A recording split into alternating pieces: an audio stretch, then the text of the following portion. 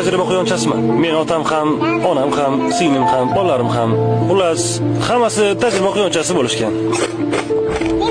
Ular hammasi o'lib ketishgan. Meni ham qismatim shu. Biz shu uchun dunyoga kelganmiz.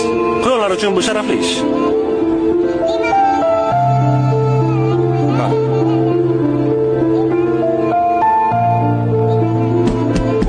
Haya.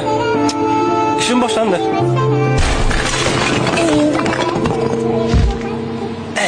Juda ham qo'rqinchli. Lekin men shunchaki ishimni qilyapman. Hoy, Ralf. Qayerda bichib yuribdi? Ha, ularmi? Ketimdan yurishibdi va qanaqadir hujjatli film olishdi. Ularni iltimos qil, bizni qutqarsin. Qutqarsin, meni olib ketsin. Men sizlarni eshitdim. Okey. Menga qarang. Bu joyni kesib tashlab bo'ladi-yu, ha?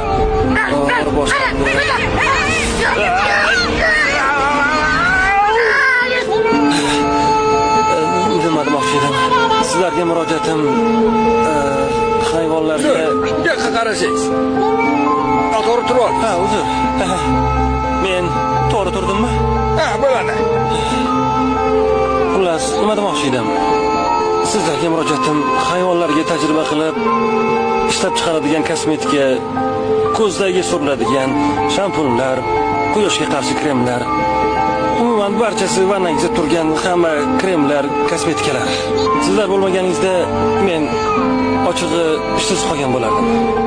Qayerdadir o'rmonda. Oddiy quyondek.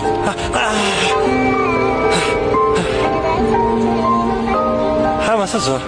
Sizning chiroyingiz uchun hayvonlar ozor chekishi yoki qurbon bo'lishini bilarmidingiz?